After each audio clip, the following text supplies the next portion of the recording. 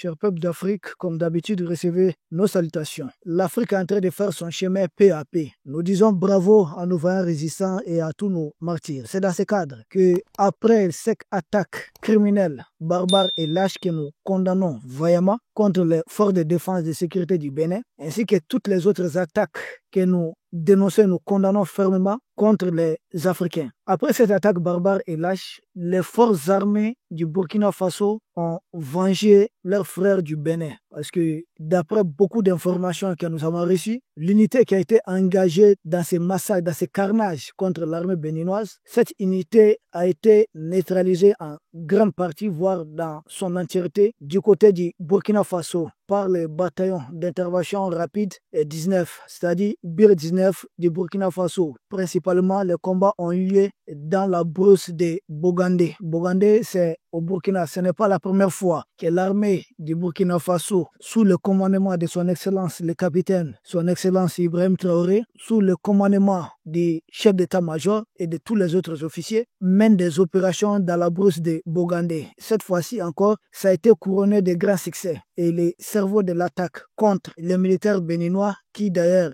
même le corps, il n'a pas pardonné au corps, une façon de terroriser les militaires du Bénin. Ce monsieur a été neutralisé du côté du Burkina Faso dans la brousse de Bogandé. Merci au service de renseignement du Burkina. Merci à l'ensemble des services de renseignement de l'AES. C'est ce qui est demandé parce que ces gens, ces mercenaires, aux abois, ont décidé de s'attaquer au Bénin, au nord du Bénin. Pourquoi? Parce qu'ils savent que le Bénin regorge d'immenses ressources stratégiques, notamment le pétrole, notamment aussi le gaz. Parce qu'au Bénin, ils nous parlent de plus d'1 milliard de réserves de pétrole. Ce n'est pas vrai. Les chiffres dont nous avons à notre disposition, le Bénin a plus de 5 milliards de barils de pétrole. Et n'oublions pas que le Bénin, il y avait déjà l'exploitation offshore de pétrole de 1983 à 1998. Offshore, c'est-à-dire dans les eaux.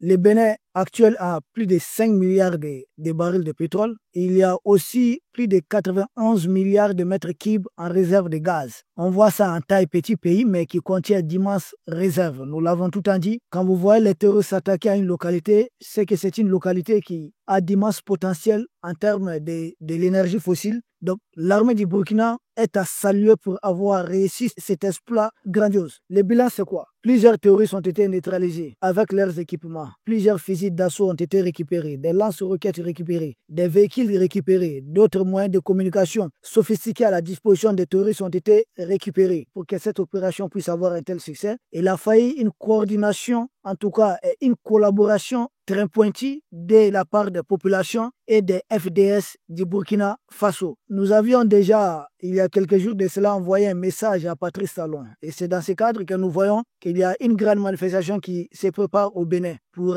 demander, exiger de Patrice Talon l'expulsion des militaires impérialistes. Patrice Talon était là et c'est lui qui avait démenti qu'il n'y avait aucun militaire là-bas. Il avait fait ce qui était. C'était son chef d'état-major qui avait parlé. Nous avions dit aux militaires d'arrêter de se politiser. L'armée ne doit jamais être politisée. Le chef d'état-major n'a pas à mentir pour faire plaisir à un président parce qu'il a été nommé chef d'état-major. Non, tu es le patron de l'armée, patron de tous les militaires béninois. Il ne faut jamais entrer dans de tels jeux. Si aujourd'hui les pays de l'AES sont en train d'être sauvés grâce aux militaires patriotes, c'est parce qu'ils n'ont pas voulu se vassaliser à ces dirigeants politiques jusqu'à un certain point. Si tel était le cas, ils pouvaient tout gagner en gardant ces hommes à la tête de nos pays, mais leurs hommes allaient continuer à tomber. Si vous voyez aujourd'hui le Burkina à mesure de neutraliser une force qui s'est attaquée au Bénin, là où il y a les militaires impérialistes sans que ces derniers ne puissent agir. Alors, à quoi sert leur présence? C'est-à-dire, quand ils sont là, on vous attaque. Ils ne sont pas là, peut-être on vous attaque ou on ne vous attaque pas, on ne sait pas. Mais à quoi sert alors leur présence? Mieux vaut qu'ils partent. On dit mieux vaut être seul qu'être mal accompagné. Pourquoi s'accrocher à des défaitistes? Des gens qui ont été expulsés de toutes les parts. Et ils sont là-bas de façon camouflée. Ils sont au niveau du parc W, ils sont un peu, voilà, dans des endroits camouflés. Pourtant, l'attaque là est partie du parc W, où on a toute une gamme de mercenaires au niveau du parc W. Donc, pour nous, il faudrait dégager ces impérialistes. Voilà des manifestations qui vont avoir lieu au Bénin. Nous avons vu la sortie, on nous parle de la sortie du ministre de la Défense, on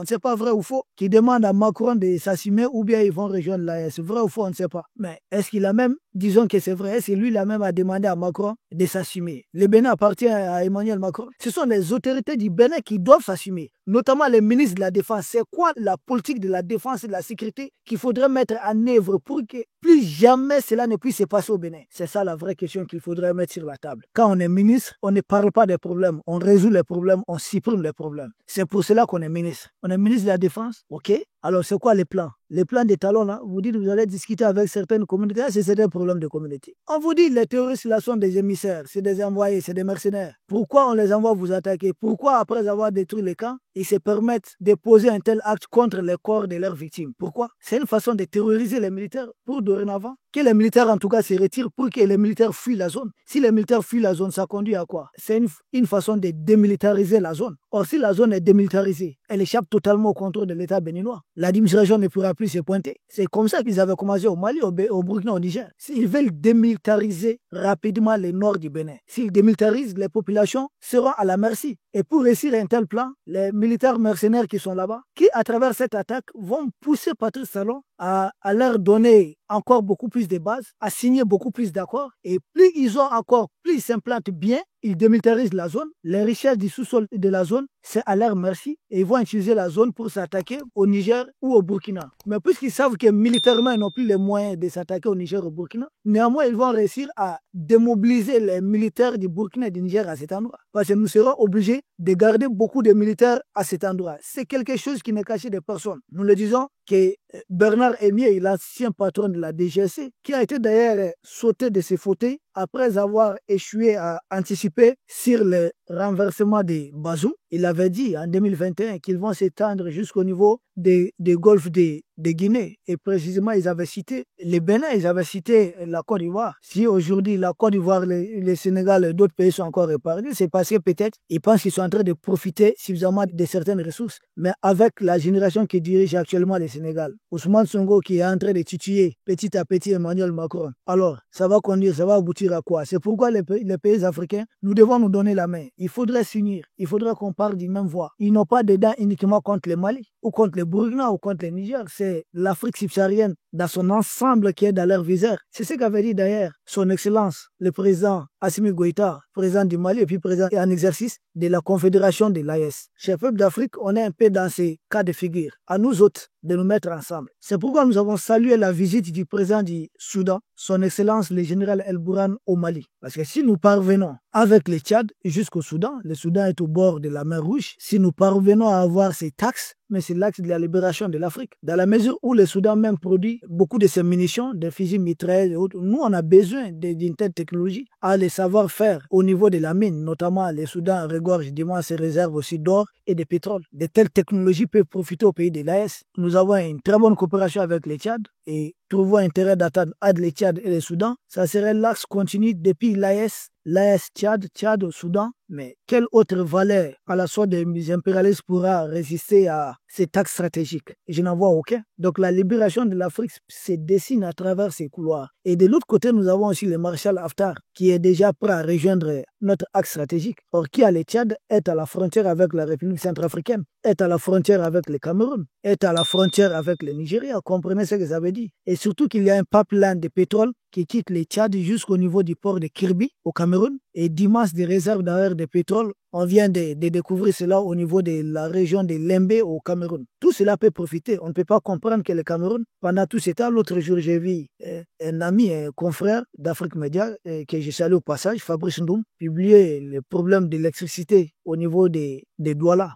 Mais c'est inadmissible. Pourtant, le Cameroun produit le pétrole. Mais à quoi sert ce pétrole du Cameroun? Jusqu'à quand? Et nous comprenons que tant que Paul Biya continue d'envoyer le pétrole camerounais de l'autre côté, c'est pas 40 ans. Même si Dieu lui donne 50 ans, 60 ans, il pourra passer ça au pouvoir tranquillement. Parce que lui, il est là à cheminer, à faire transiter directement les ressources énergétiques du Cameroun pour la gente macronienne. Mais que gagnent les enfants africains eux-mêmes de leurs ressources? C'est point d'interrogation. Et ce sont des gens comme ça, Paul Biya, qu'on va maintenir au pouvoir, des vrais dictateurs comme ça, et à qui des gens qu'on va appeler des démocrates. Mais tous les jeunes qui viennent pour libérer l'Afrique, on va les traiter de tous les mots. C'est des gens qu'il faudrait combattre. Il faut même utiliser des Africains contre eux. Peuple d'Afrique, Il était normal qu'on salue cette victoire écrasante de l'armée burkinabé contre les forces du mal qui ont martyrisé nos frères du Bénin. Et imaginez une seule seconde, s'il y avait une coopération militaire vraie entre le Bénin, le Burkina et le Niger, est-ce que les terroristes allaient même trouver où se mettre? Non, c'est parce qu'il y a fissure entre le Bénin et ces deux autres pays frères, le Burkina et le Niger, que les terroristes trouvent les moyens de venir s'installer peu à peu au nord du Bénin. Et cette manière de terroriser l'armée du Bénin, c'est une façon pour eux de pousser l'armée à fuir, de démilitariser totalement le nord du Bénin. Et dites-vous, ça serait quoi le plan d'après? Vont-ils utiliser leurs termes de propagande qu'on va imposer la charia à la tête du Bénin? C'est ce qu'ils vont sortir après comme argument? Ou vont-ils tout simplement contrôler le nord du Bénin et on va demander, exiger les impérialistes au gouvernement du Bénin de discuter avec des groupes terroristes? Ça serait quoi la discussion? Qu'est-ce que le Bénin serait prêt à céder ou pas? Pour ne pas tomber dans tout ça, nous appelons les autorités du Bénin une fois de plus à discuter sérieusement avec le Burkina et le Niger. S'il y avait une coopération militaire vraie, les touristes n'auraient même pas un endroit pour s'installer au Bénin. Parce qu'ils sont en train d'être chassés du Burkina et du Niger, il ne faudrait pas qu'ils trouvent refuge au nord du Bénin. Ça serait contre le Bénin et ça serait contre encore nos pays. Pourquoi ne pas se mettre ensemble comme le Burkina, le Mali et le Niger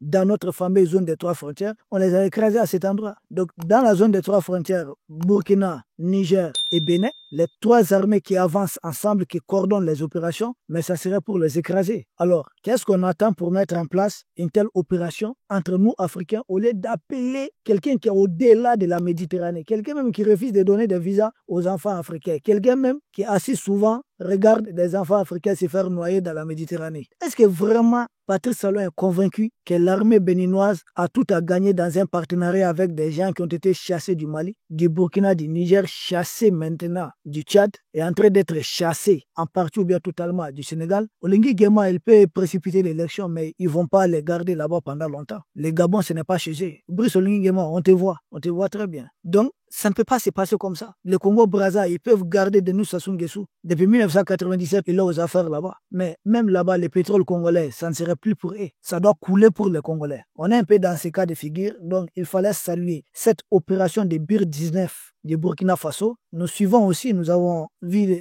en tout cas cette dénonciation des CSTB, la Confédération syndicale des travailleurs du Bénin. Et nous aurons appris qu'ils appellent à une manifestation le 25 janvier 2025 pour dénoncer la présence des militaires impérialistes au Bénin, souhaiter leur départ. Mais Patrice Talon, pendant tout ce temps, disait qu'il n'y avait pas de tels militaires au Bénin. Alors ces populations disent qu'il y a de tels militaires au Bénin. On fait quoi? Donc vrai ou faux, cet appel à la manifestation, il n'y a que des frères béninois qui puissent nous confirmer cela dans les commentaires. Peuple d'Afrique, une coordination, si Patrice Talon accepte que son armée coopère avec le Burkina, avec le Niger, je vous assure que les terroristes là ne peuvent plus s'implanter dans la fameuse zone des 3 frontières. Ils seront neutralisés là-bas, le Bénin va gagner, nous aussi nous allons gagner parce que ça va permettre au Burkina et au Niger de ne plus déployer suffisamment d'hommes à cette frontière pour contrer d'éventuelles, en tout cas, pénétrations des groupes terroristes en territoire de l'AES. Nous allons mobiliser nos forces ailleurs. Cher peuple d'Afrique, c'est de ça qu'on voulait parler. Donc cette histoire du terrorisme, c'est un vaste plan de recolonisation de l'Afrique. Ils ont ça en tête, même le Nigeria connaît de tels problèmes. Pour eux, les ressources stratégiques de l'Afrique, ça fait partie de 11 accords coloniaux d'ailleurs. Ils sont les seuls qui doivent avoir le droit de